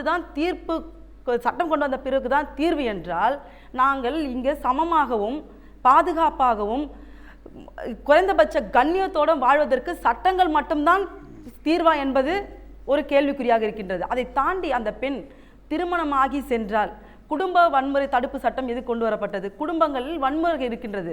அஜிதா அவர்கள் சொன்னது போல மலேரியா நோய்க்காக எதுக்கு தடுக்கின்ற மருந்துகள் கொண்டு வரப்படுகின்றது, இல்லை எய்ட்ஸ் நோய்க்காக எதுக்கு தடுக்கின்ற விழிப்புணர்வு கொண்டு வரப்படுறது, எங்கு அது அதிகமாக நடக்கின்றதோ அதனால் அங்கே கொண்டு வருவது. அதனால தான் குடும்பங்களில் பெண்களுக்கு எதிரான வன்முறைகள் அதிகமாக இருப்பதனால் அதை தடுக்கின்ற சட்டங்கள் 2005 மத்தியில் இருந்த காங்கிரஸ் அரசாங்கத்தால் கொண்டு வரப்பட்டது. அதே போன்றுதான் பெண்களுக்கு எதிரான அந்த டிஸ்கிரிமினேஷன் எலிமினேட் பண்ணுறன்ற விஷயத்தை 1993ஆம் ஆண்டே சொல்லப்பட்டது. ஆனால் இன்னைக்கு நம்ம 2016 இருக்கோம். உச்சநீதிமன்றத்துக்கு ஒரு வழக்கில் விசாகா வழக்கு 1997ஆம் ஆண்டு தீர்ப்பு வந்த பிறகாக உச்சநீதிமன்ற தலைமை நீதியரசர் ஒட்டுமொத்த மாநிலத்திற்குமே ஒரு சர்க்குலர் அனுப்புகிறாங்க. நீங்கள் எல்லா இடத்துலையுமே ஒர்க்கிங் பிளேஸில் ஒரு கமிட்டியை ஃபார்ம் பண்ணுங்கள், அது கவர்மெண்ட் செக்டராக இருந்தாலும் ப்ரைவேட் செக்டராக சொல்லி அனுப்பும்பொழுது கூட எந்த ஒரு நடவடிக்கையும் எந்த மாநில அரசாங்கம் கண்டு கொள்ளவில்லை. ஏன் இன்னைக்கு நான் ஒரு கேள்வி கேட்குறேன். இன்றைக்கு தமிழகத்தில் ஆண்டு கொண்டிருக்கின்ற முதலமைச்சர் ஒரு பெண். அவர்கள் தெளிவான ஒரு உண்மையை சொல்ல முடியுமா? மோடி அவர்கள் என்ன உறுதிமொழி கொடுத்தார் என்றால், நான் ஆட்சிக்கு வந்தால் எல்லா ட்ரெயின்லையும் எல்லா பேருந்துகளிலும் எல்லா பஸ்லையும் சிசிடிவி கேமரா வைக்கிறேன்னு சொன்னார். இன்றைக்கு வைத்தாரா? எல்லோருக்குமே தெரியும். நீங்கள் போகின்ற பயணிக்கின்ற எல்லா வாகனங்களும் இருக்கின்றதா? நீங்கள் இருக்கின்ற எல்லா இடங்களும் சிசிடிவி கேமரா இருக்கின்றதா? குறிப்பாக சொல்லப்போனால் ஸ்மிருதி இரானி அவர்கள், மத்திய அமைச்சர் அவர்கள் கோவாக்கு செல்லும் பொழுது அங்கே ஒரு ட்ரையல் ரூம், அது கவர்மெண்ட் கடை, அந்த கடையில் ட்ரையல் ரூமில் கேமரா இருப்பதை கண்டு அவர்கள் ஒரு உத்தரவு போட்டால் ட்ரையல் ரூம்லலாம் இருக்கக்கூடாதுன்னு. ஸ்மிருதி இரானி ஒரு மத்திய அமைச்சர் சொன்னதுனால அது வெளிச்சத்துக்கு வந்ததே வர, எத்தனை பெண்கள் இன்றைக்கு தெரிந்தும் வேறு வழி இல்லாமல் ட்ரையல் ரூம் இருக்கிறதா இல்லையா அந்த கேமரான்னு தெரியாமல் அந்த உடையை மாற்றி பாதிப்புக்குள்ளாகிறார்கள் என்ற விஷயங்களும் இருக்கிறது. ஒன்று, இன்றைக்கு தமிழகத்தில் எடுத்துக்கொண்டால் பெண்களுக்கு ஆன பாதுகாப்பு விஷயங்கள் மிக மிக மோசமான சூழ்நிலை இருக்கிறது. அம்மா அவர்கள் வந்த உடனே சொல்லிட்டார், அக்யூஸ்ட் எல்லாம் ஆந்திராவுக்கு சென்று விட்டாரு. இங்கே என்ன நடக்கிறது? இன்றைக்கு பத்திரிகையை பிரித்தீர்கள் என்றால், இல்லை ஊடகத்தை நீங்கள் ஆன் பண்ணி பார்த்தீங்கன்னா 4 கிரிமினல் வழக்கில் 3 கிரிமினல் வழக்கு பெண்களுக்கு எதிரான. பெண்கள் தாலி அறுத்தார்கள், பெண்கள் செயின் பறிக்கப்பட்டது, பெண்கள் பாலியல் குற்றத்துக்கு ஆளாக்கப்பட்டார்கள், குழந்தையை பாலியல் குற்றத்துக்கு ஆளாக்கப்பட்டார்கள் என்ற இத்தனை வழக்குகளும் பெண்களுக்கு எதிரான குற்றங்களாக இருக்கின்றது. பத்திரிகையில் வர செய்திகள் பெண்களுக்கு எதிரான செய்திகளாக இருக்கு. அப்போ நீங்க சொன்ன கிரிமினல்கள் எங்க போயினார்கள்? இங்கே இருந்து கொண்டு பெண்களுக்கு எதிராக செய்தி கொண்டிருப்பது. நீங்கள் எதற்கு பெண் முதலமைச்சராக இருக்க வேண்டும்? நாங்கள் எதுக்காக எதிர்பார்க்கிறோம் என்றால், ஒரு பெண் கருணை உள்ளத்தோடு பெண்களுக்கான பாதுகாப்பு விஷயங்களை அணுகுவார் என்பதை தான் நாங்கள் பார்க்கிறோமே ஒழிய, நீங்கள் உலக முதலீட்டு மாநாட்டை கொண்டு வந்து முதலீட்டுகளை கொண்டு வந்தாலும் இங்கே எங்கள் பெண்களுக்கு பாதுகாப்பு இல்லாமல் சூழ்நிலையில் இருக்கும் பொழுது, ஒரு பெண் ஒரு குடும்பத்தை ஒழுங்காக நடத்தாத போது எப்படி பொருளாதார நிலை வளர முடியும்? இதுதான் ஒரு கேள்விக்குறியான விஷயம். இந்த மனிதர்கள் இங்கே கௌரவமாகவும் எல்லா உரிமையும் பெற்று வாழ வைக்க வேண்டிய அரசாங்கம் அதில் தவறிவிட்டது என்றுதான் என்னோட கருத்து. நன்றி சுதா மேடம். ஆகவே இந்த பணிபுரியும் பெண்களுக்கு பாதுகாப்பு ஏற்படுவதற்கு என்ன பண்ணணும், அரசு என்ன பண்ணணும்னு நினைக்கிறீங்க? இல்லை சட்டங்கள் எப்படி கடுமையாக்கப்பட வேண்டும் என்று நினைக்கிறீங்க? பெண்கள் வேலைக்கு வர்றாங்க, எல்லாம் சுதந்திரம் இருக்குது, எல்லாத்தையும் கவர்மெண்ட் கொஞ்சம் கொஞ்சம் சேஃப்டி தரலன்னு தரணும். இருக்கிற சேஃப்டி ஸ்டாண்டர்ட்ஸ் அண்ட் சேஃப்டி பாலிசிஸை கரெக்டாக இம்ப்ளிமெண்ட் பண்ணி அதை இருக்கிறவங்கெல்லாம் ரைட் சென்ஸில் எடுத்துகிட்டு அதை தனக்கு வேண்டியதாகவும் பயன்படுத்திக்கிட்டாலே இந்த பிரச்சனை இல்லாமல் இருக்கும்னு நான் ஃபீல் பண்ணுறேன். 4 பேர் நம்மளை எப்படி பார்ப்பாங்கங்கிற அந்த சுச்சுவேஷனை ஹேண்டில் பண்ணுறதுக்கான அவேர்னஸை க்ரியேட் பண்ணி as head of the organisation or institution அந்த செல்ஃப் டிஃபென்ஸுக்கான அந்த அவேர்னஸை க்ரியேட் பண்ணாலே அவங்க சொல்கிற மாதிரி policies are in place. But அதை எக்ஸிக்யூட் பண்ணுறதுக்கு கண்டிப்பாக the committee should strongly work towards execution. பெண்களுடைய பாதுகாப்புக்கு தங்களை தாங்களே பாதுகாத்து கொள்ள வேண்டும். அதோடு தங்கள் வீட்டில் உள்ள வீக்னஸ், அவங்களுடைய வீக்னஸை வெளியில் சொல்லக்கூடாது. பெண்களுக்கு கண்டிப்பாக கட்டாய தற்காப்பு கலையை இன்ட்ரடியூஸ் பண்ணணும். ஸ்டேட் அண்ட் சென்ட்ரல் ரெண்டுமே இது கட்டாயமாக பண்ணணும். பெண்களோட மைண்ட் செட் சேஞ்ச் ஆகணும் சார். இந்த யங் ஜென்ரேஷன் போல்டாக இருக்காங்க, பட் எங்களை மாதிரி இருக்க ஜென்ரேஷன்லாம் இன்னும் பயந்துன்னு தான் இருக்கும். ஸோ அது சேஞ்ச் ஆனாலே ஆட்டோமேட்டிக்காக சேஃப்டி. பெண்கள் அவங்கள செல்ஃப் டிஃபென்ஸாக பார்த்துக்கணும். ஒருத்தர் தன்னை தப்பாக பார்த்தாங்க இல்லை தவறான இப்போ ஒரு கேஸ் கொடுக்குறாங்கன்னா அந்த இடத்துல அரசியல் தலையீடு இருக்கக்கூடாது. தைரியம் இல்லை அப்படின்னு நினைக்கிற பெண்கள் மிளகாத்தூள் கண்டிப்பாக லேட் நைட் வர்றவங்க மிளகாத்தூள் மாதிரி வச்சுக்கணும், போடுங்க. கண்டிப்பாக பாதுகாப்புக்கு வச்சுக்கணும். அந்த மாதிரி பெண்கள் பொதுவாக பாதிப்புக்கு உள்ளாகும் போது மன உறுதியை அதிகமாக வச்சுக்கணும். அதாவது பெண்களுக்கு ப்ராப்ளம் வருது அப்படின்னு சொல்லும்போது எனக்கு ஒரு 2 விலங்குகள் ஞாபகம் வந்துச்சு.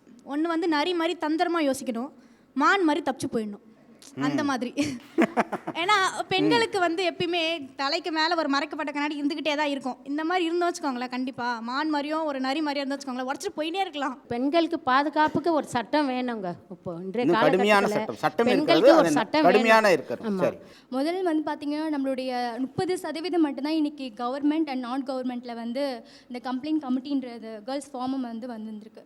இதை எப்படின்னா இது இன்னும் 70% இன்னும் எல்லா இடத்துலையும் சென்றடையலை. 100% எல்லா இடத்துலையும் கேர்ள்ஸ் ஃபாரம் ஸ்டார்ட் பண்ணணும், கம்ப்ளைண்ட் கமிட்டி கொண்டு வரணும் அப்படின்றது பணியிடங்களில் நான் வலியுறுத்துறது. 2வது விஷயம் என்னென்னா, இப்போது இந்த வர்மா குழு அப்படின்ற ஒரு விஷயம் இருக்கு இல்லையா, இது எல்லா அம்சங்களுமே நாங்கள் வரவேற்கிறோம். ஆனால் இதில் ஒரு முக்கியமான ஒரு விஷயம், ஆர்கனைஸ்டு செக்டாரில் மட்டும் தான் இந்த கமிட்டின்றது ஃபார்ம் ஆகுது. நான் ஆர்கனைஸ்டுன்னு இருக்குது, அதாவது கடைகளில் வேலை செய்கிறவங்க, ஹோட்டல்ஸில் வேலை செய்கிறவங்களும் கேர்ள்ஸ் தான், அதாவது பெண்கள் தான். ஸோ அந்த பெண்களுக்கான உரிமைகளை எங்கே போய் சொல்லுவாங்க? அவங்களுக்கான ஒரு ஃபார்ம், அவங்களுக்கான ஒரு கமிட்டி அப்படின்றத நம்ம இந்த வர்மா குழுவில் இல்லை அப்படின்றது ஒரு விஷயம். அன்ஆர்கனைஸ்டு செக்டாரில் வேலை செய்கிற பெண்கள் அவங்களுக்கான உரிமையை எடுத்து கொடுக்கணும். ஏன்னா அங்கே தான் அதிகமாக பாலியல் வன்கொடுமைகள் நடந்துகிட்டு இருக்கு. இதை யார் பண்ண முடியும்? அரசாங்கம் மட்டும் பண்ணிட முடியுமா? முடியாது. செக்ஸ் எஜுகேஷன் கொண்டு வரலாம், அதை நடத்த வேண்டியது ஆசிரியர்கள். ஆசிரியர்களுக்கு இதை பற்றின புரிதல் இருக்கா? கிடையாது. அப்போ எங்கேருந்து கொண்டு வர முடியும்னா, சமுதாயமாக எல்லாரும் சேர்ந்து இதை பற்றின ஒரு பெரிய கற்பிதம் தேவை. இதுக்கு ஊடகங்கள் பெரிய அளவில் உதவ முடியும் அப்படிங்கிறது என்னோட கருத்து. முதல்ல காவல்துறை அதிகாரிகளுக்கு நான் ஒரு வேண்டுகோள் வைக்கிறேன். முதல்ல கம்ப்ளைண்ட் எடுத்துகிட்டு போயிட்டு லேசுங்க கொடுத்தாங்கன்னா, அடைப்பா ஆச்சு அப்படி ஓரமாக உட்கார், என்ன பண்ணிட்டு வந்த? அப்படியா, உம்மால் தப்பு இருக்கும், அதனால தான் கொண்டு வர அப்படின்னு அவங்கள கேவலமாக பேசுகிறத முதல்ல நிறுத்த சொல்லுங்கள். அவங்கள ரொம்ப ரஷ்ஷாக இருக்கிற டைமில் அரசாங்கம் ஒரு 2 பஸ்ஸை சேர்த்து விடலாம். காலையில் ஒரு 2 பஸ் சேர்த்து விடலாம், ஈவினிங்கில் சாயந்தரத்தில் ஒரு 2 பஸ்ஸு சேர்த்து விடலாம், அந்த மாதிரி சொல்லலாம். அதே நேரத்தில் வேலை மேலேயும் சரி, அங்கே இருக்கிறவங்க எல்லாருமே சகோதரி சகோதரன் மாதிரி எல்லாருமே பழகணும். அதுதான் நான் அவங்களெல்லாம் கேட்டுக்கிறேன். பெண்களுக்கு சாதகமான சட்டம் இருந்தாலும் அது வந்து சரியான முறையில் வேகமாக செயல்படலைன்றது ஒன்று. நமக்கு ஒரு பிரச்சனைன்னு வரும்போது நம்ம போலீஸ் ஸ்டேஷனுக்கு தான் போகிறோம். அங்கே ஒரு நல்ல தீர்வு ஒத்துழைத்து நமக்கு நல்ல தீர்வு கொடுக்கணும்னு நான் கேட்டுக்கிறேன். இப்போ வந்து நம்ம குழந்தைய வளர்க்கும் போதே குட் டச் பேட் டச் வந்து சொல்லி கொடுத்துடணும். இப்போ குட் டச்லாம் அதுக்கு தெரியும், பேட் டச்ன்றது ஒருத்தவங்க வந்து ஒரு பேட் டச் இது பண்ணும் போது அதுக்கு ஓய்வு இது அம்மா சொல்லி கொடுத்தாங்களே இது பேட் டச் ஆச்சு, அந்த இடத்துல வந்து அது வந்து ப்ரெசன்ஸ் ஆஃப் மைண்ட் அதுக்கு வந்து யூஸ் பண்ண இதுவாக இருக்கும். Very good point. அது தொழிற்சாலை சட்டங்கள் வந்து அதிகமாக இருக்குது, ஏற்கனவே நிறைய சட்டங்கள் இருக்குது. அந்த சட்டத்தில் வந்து இப்போ வந்து கவர்மெண்ட்டும் நிர்வாகமும் புரிந்துணர்வு சட்டம்ன்ட்டு கொண்டு புரிந்துணர்வு ஒப்பந்தம் போடுறாங்க. அந்த ஒப்பந்தத்தில் வந்துட்டு இந்த பாலியல் வன்கொடுமைன்ற அந்த புகார் கமிட்டியை வந்து வர நிர்வாகம் வந்து கட்டாயமாக அதை வந்து அமைக்கணுன்றதை வந்துட்டு அவங்க வந்து அதை ஒரு ஷரத்தாக கொண்டு வரணும். அந்த அவங்க புகார் கமிட்டி அமைச்சிருக்காங்க இல்லையா, அது வந்து ரெகுலராக வந்து செயல்படுதா, அதில் வந்து கீழே இருக்க எம்ப்ளாயீஸ்லேருந்து ஒருத்தவங்க இருக்கணும். அதில் எல்லாம் ஹையர் அஃபிஷியல்ஸாக இருந்ததுன்னா கீழே இருக்க ஸ்டாஃபோட இது வந்து பிரச்சனை அங்கே போகாது. இன்னொன்று பாதிக்கப்பட்ட பெண் அவங்களோட வேலை உத்தரவாதம் படுத்தணும். இப்போ கம்ப்ளைண்ட் பண்ணால் அவங்களுக்கு வேலை கிடையாது வெளில போன்னு அனுப்பிச்சிட்ற மாதிரி இருக்கக்கூடாது, அவங்களுக்கு அந்த சப்போர்ட் இருக்கணும்.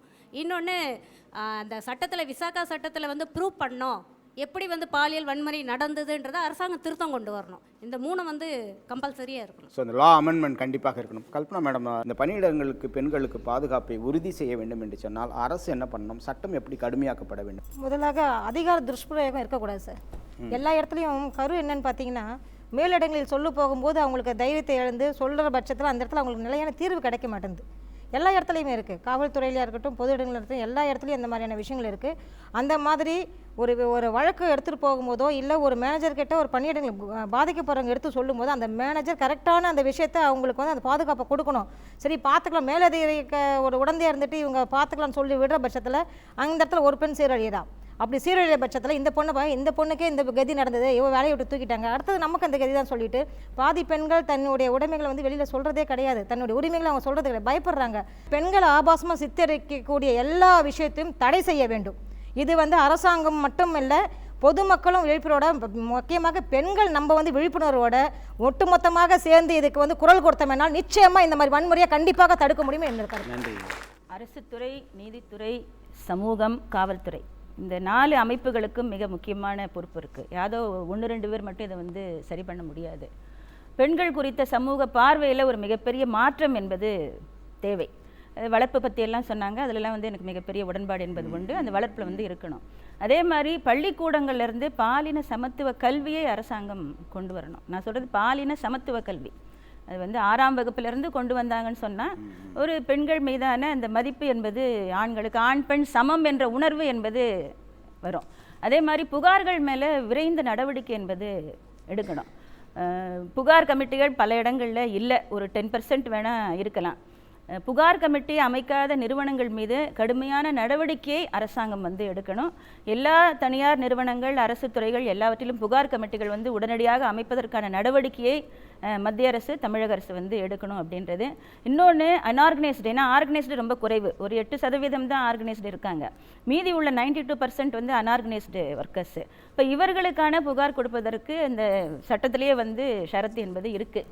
மாவட்ட ஆட்சியர் தலைமையில் லோக்கல் கமிட்டி அமைக்கணும் அப்படின்றது. உடனடியாக நாங்கள் ஏற்கனவே இது குறித்து நிறைய போராட்டங்கள்லாம் நடத்தி மனுக்கள்லாம் கொடுத்துருக்கோம். ஆனால் அதன் மீது எந்த நடவடிக்கையும் இல்லை. உடனடியாக மாவட்ட ஆட்சியர் தலைமையில் இந்த புகார் கமிட்டிகள் என்பது அமைக்கணும். புகார்கள் வந்து விரைந்த நடவடிக்கை எடுக்கப்பட்டால் தான் பெண்களுக்கு ஒரு நம்பிக்கை வரும் புகார் கொடுக்கறதுக்கு. இல்லாட்டி யாரும் வந்து புகார் கொடுக்க மாட்டாங்க. ரெண்டாவது, இந்த பிரச்சனையை பெண்களின் ஒழுக்கத்தோடு இணைத்து பார்க்கக்கூடாது. இது பெண்களுக்கு எதிரான கொடுமை என்ற பார்வையோடு இதை வந்து பார்த்து சக பெண்களும் சரி ஆண்களும் சரி இதை வந்து அப்படி அணுகணும். ஆண்களுக்கு மட்டும் விழிப்புணர்வு இல்லை, பெண்களுக்கும் இந்த சட்டம் குறித்த விழிப்புணர்வு தேவை. இப்படி பன்முகத்தன்மையோடு இந்த பிரச்சனையை அணுகினால்தான் ஒரு பாதுகாப்பு என்பது உத்தரவாதப்படுத்தப்படும் என்பது என்னுடைய கருத்து. நன்றி. நீங்கள் என்ன தீர்வாக சொல்ல விரும்புகிறீங்க? உச்சநீதிமன்றம் சமீபத்தில் அதிகமான பாலியல் வன்முறைகள், பெண்களுக்கு எதிராக நடக்கின்ற வன்முறைகள் எப்படி நடக்கின்றது என்று ஆய்வு செய்யும் பொழுது ப்ரோனோகிராஃபி மூவிஸ், அதாவது இன்டர்நெட் மூலமாக பார்க்கின்ற படங்கள் அதோட இன்ஃப்ளூயன்ஸும் அதிகமாக இருக்குது. அதனால் நீங்கள் அந்த வெப்சைட்டெல்லாம் வந்து பேன் பண்ணுங்கன்ற இதே மோடி அரசாங்கத்திற்கு வலியுறுத்தினார்கள். ஆனால் அது மோடி அரசாங்கம் என்ன சொன்னது, இல்லை இங்கே இருக்க வெப்சைட்டோட சர்வர்லாம் வந்து வேறு, அதாவது யூஎஸ்ஏ, ஈக்கோ போன்ற இதில் வேறு அயல்நாட்டுகள் இருக்கின்றது, இந்திய நாட்டில் இல்லை, என்னால் பேன் பண்ண முடியாது, வெறும் 400 மட்டும் தான் இங்கே இருக்குது, அட்லீஸ்ட் அந்த 400ஆவது முதல்ல நீங்கள் வந்து கட் பண்ணுங்க, அதை எடுங்கன்னு சொன்னாங்க. எப்படி இருக்குன்னா பெண்களுக்கு எதிரான பிரச்சனைகள் வரும்பொழுது அது பிரச்சனை இருக்கிறத நழுவுகின்ற ஒரு சூழ்நிலை தான் இன்றைக்கு மத்திய மாநில அரசாங்கம் இருக்கின்றதை ஒழிய அது சரி செய்ய வேண்டும் என்பது கவனம் செலுத்துவதில்லை. அரசியல்ல ஒரு மாற்றம் வர வேண்டும். உச்சநீதிமன்றம் தொடர்ந்து எவ்வளவு சொன்னாலும் அதை காது கொடுத்து கேட்கின்ற சூழ்நிலை இன்றைக்கு மாநில அரசாங்கம் மத்திய அரசும் செய்வதில்லை. பெண்களுக்கு எதிரான அரசாங்கமாகவே இன்றைக்கு மாநில அரசாங்கம் மத்திய அரசாங்கம் செயல்பட்டு கொண்டிருக்கு. நன்றி. பல காவல் நிலையங்களில் பெண்கள் வந்து ஆண்கள் தவறு செய்யும்போது கூப்பிட்டு வச்சு கேள்வி கேட்டாலும் கூட, ஆனால் ஒரு ஒட்டுமொத்த பார்வைங்கிறது பாவம் ஆம்பளை அவன் என்ன தான் செய்வான், நீங்கள்லாம் இப்படி பண்ணீங்கன்னா அப்படிங்கிற ஒரு ஆண்மைய கருத்து, பெண்களுக்கு எதிரான ஒரு கருத்து பெண்களுக்கும் ஆண்களுக்கும் 2 பேருக்கும் சமூகம் முழுக்கவும் இருக்குது. அதனால் காவல்துறையில் நடக்கும் அநியாயங்களை, ஊழல்களை, சட்டத்தை நடைமுறைப்படுத்தாமல் இருக்கும் பணிகளை நம்ம அடுத்தடுத்து விடாமல் இருந்து சண்டை போட்டு தான் செய்ய முடியும். நிச்சயமாக அது முன்னாடி கொண்டு வரதுக்கு பாதிக்கப்பட்ட பெண்களாக இருக்கும்போது நம்ம வேறு வழி இல்லாமல் அதை செய்யணும். அதற்கான உதவியாக மற்ற வழக்கறிஞர்களையும் மற்ற இயக்கங்களையும் கூட சேர்த்துக்கலாம். அரசியல் சாசன உரிமைங்கிற அடிப்படையில் கண்ணியத்தோடு வாழும் எங்களுடைய வாழ்க்கைக்கான உரிமையை எல்லா அரசு நிறுவனங்களும் அரசு சாராத மற்ற கல்வி நிறுவனங்களும் நடைமுறைப்படுத்துவதுங்கிறது கட்டாயம் கருத்தை மாற்றிக்கணும். அதற்காக நிச்சயமாக போராட்டம், மக்களுடைய விழிப்புணர்வு, பெண்கள் இயக்கங்களோடு சேர்ந்த போராட்டம் என்பது தான் இந்த நிலைமையை மாற்றும். நன்றி ஏஜிதா மேடம். பெண்ணினுடைய மன ரீதியான இருக்கக்கூடிய அந்த பாதிப்புகளை தனக்கு சாதகமாக ஆக்கி கொள்ளக்கூடிய சூழ்நிலை பணியிடங்கள் இருக்கிறது. அப்போ அந்த மீறி எப்படி பெண்கள் அந்த பணியிடங்களில் இருக்கணும் சொல்லுங்கள். அதாவது இப்போ ஒரு கணவன் மனைவிக்குள்ள ஒரு பிரச்சனைன்னா அதை வந்து ஒரு ஃப்ரெண்டுகிட்ட பேசினா அதுக்கு கிடைக்கிற தீர்வோ அதுக்கு அவங்க கொடுக்குற கைடன்ஸ் வந்து வேறு மாதிரியாக இருக்கும். இதுவே வந்து ஒரு சொந்தக்காரங்க கிட்ட பேசினா அது ஒரு மாதிரியாக சொல்லுவாங்க. இதுவே வந்து ஒரு நியூட்ரலாக இருக்கிற ஒரு நடுநிலையாக இருக்கிறவங்க கிட்ட போய் பேசுகிறப்போ வந்து அவங்களுக்கு சரியான வழிகாட்டுதலும் ஒரு ஆலோசனையும் கிடைக்கும். அதனால தான் எல்லா அதுதான் அது முதலே சொன்ன மாதிரி ஒரு 10 பேர் இருக்கிறதாகட்டும் 100 பேர் வேலை செய்கிறதாகட்டும் அவங்களுக்கு ஒரு அவுட்லெட், அதாவது எனக்கு இந்த மாதிரி ஒரு மனக்குழப்பமோ ஒரு பிரச்சனை, அது எந்த விதமான பிரச்சனையும் இருக்கலாம். அப்படி இருக்கிறப்ப வந்து எனக்கு இதுக்கான ஒரு வழிமுறை வந்து எனக்கு கிடைக்கும் அப்படிங்கிற அந்த நம்பிக்கை வந்து கட்டாயமாக கொடுக்கணும். முக்கியமாக பெண்கள் வந்து அவங்களோட வீக்னஸ் வந்து மற்றவங்க முன்னாடி காட்டவே கூடாது. அது வந்து ஒரு நேரம் இல்லைனாலும் இன்னும் ஒரு காலகட்டத்தில் வந்து அது கட்டாயமாக ஒரு அட்வான்டேஜாக எடுத்து வேறு மாதிரியான பிரச்சனைகள் வரும். அவங்களும் இதெல்லாம் என்னோட பிரச்சனையெல்லாம் அவருக்கு தெரியுமே, இதனால நான் வந்து கட்டாயமாக இதெல்லாம் அவங்க கேட்குறதெல்லாம் செய்தே ஆகணுன்ற அந்த ஒரு கட்டாயத்துக்குள்ளே வந்து ஆளாக்கப்படுற மாதிரியான ஒரு சூழ்நிலை வரும். அது நிறைய மனத்தாக்கத்தை உண்டுபடும், நிறைய மனக்குழப்பங்கள், மன சிக்கல்கள், நிறைய விதமான ஒரு சைக்காலஜிக்கல் சம்மந்தப்பட்ட பிரச்சனைகள் வந்து நிறைய ஏற்படுறதுக்கு நிறைய வாய்ப்பு இருக்குது. நன்றி மேடம். ரொம்ப அழகாக பெரியார் அவர்கள் சொல்கிறார்கள், கரண்டி பிடிக்கக்கூடிய அந்த பெண்களுடைய கையிலே புத்தகங்கள் கொடுங்கள், அவர்களை படிக்க வையுங்கள், அவர்களை பேச வையுங்கள், பேச வைக்கின்ற போது இந்த சமுதாயம் நிமிரும் என்று சொல்கிறார்கள். அடுத்து பெண்களுக்கான மன தைரியம், இவங்க ரொம்ப அழகாக ஆரம்பத்தில் சொன்னாங்க, ஒரு சின்ன அந்த ப்ரெசன்ஸ் ஆஃப் மைண்ட், அதுதான் வாழ்க்கையில் வந்து அந்த முடிவு எடுக்கிறது, ஒரு நொடியில் எடுக்கக்கூடிய அந்த முடிவுகள் தான் வாழ்க்கை வந்து மிக முக்கியமான விஷயம். ஸோ அப்போ அப்படி ஒரு பாலியல் வன்முறைகள் இருக்கின்ற போது அந்த ஒரு நொடியில் நீங்கள் எடுக்கக்கூடிய முடிவுகள் சரியான முடிவுகளாக இருக்க வேண்டும். ஒட்டுமொத்தமாக பார்க்கின்ற போது நிறைய முன்னோடிகள் நமக்கு இருக்கிறார்கள். பொருளாதார சுதந்திரம் இருந்தாலே பெண்களுக்கு அந்த தைரியம் வந்துவிடும்.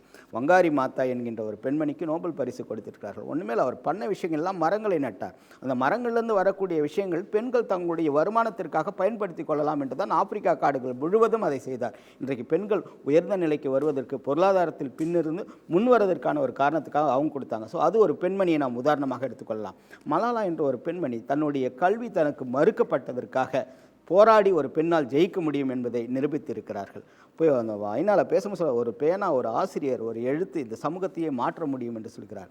ஆங் சுயி என்று பர்மாவில் பார்க்கின்ற போது, நீங்கள் உங்கள் கணவனை பார்க்க போகணுமா இல்லை நாடு வேணுமா, நாட்டை விட்டு நீ வெளியே போனால் உங்கள் கணவனை பார்க்க முடியாது, எனக்கு கணவனை விட நாடு முக்கியம் என்று சொல்கிறார். அந்த பெண்மணியை நாம் உதாரணமாக வைத்துக்கொள்ளலாம். ரோசா லக்சம்பர்க் என்ற பெண் முதலாக புரட்சி வெடித்தது என்று பெண்ணால் தான். ரோசா லக்சம்பர்க் வந்து அந்த பேருந்தில் உட்காரக்கூடாது என்று சொல்லும்போது உட்கார்ந்தால் அதுதான் புரட்சி வெடித்தது. கருப்பின மக்களுக்கான ஒரு பாதுகாப்பு வந்தது. ஆகவே பெண்கள் எல்லா இடங்களிலும் போராடி பெறக்கூடிய அந்த புரட்சி தமிழகத்திலும் இந்தியாவிலும் வரும் என்ற நம்பிக்கை இருக்கிறது. அந்த மன உறுதியை நாம் எடுத்துக்கொள்ள வேண்டும். இது ஆண்களுக்கான சமூகமாக இருக்குது. வரலாறு கூட பாருங்கள், ஹிஸ்ட்ரி இஸ் ஸ்டோரி என்று சொல்கிறார்கள். அதை ஹர் ஸ்டோரி என்று மாற்றக்கூடிய நிகழ்ச்சி தான் இது. அதை மாற்றுவீர்கள் என்ற நம்பிக்கை எனக்கு இருக்கிறது.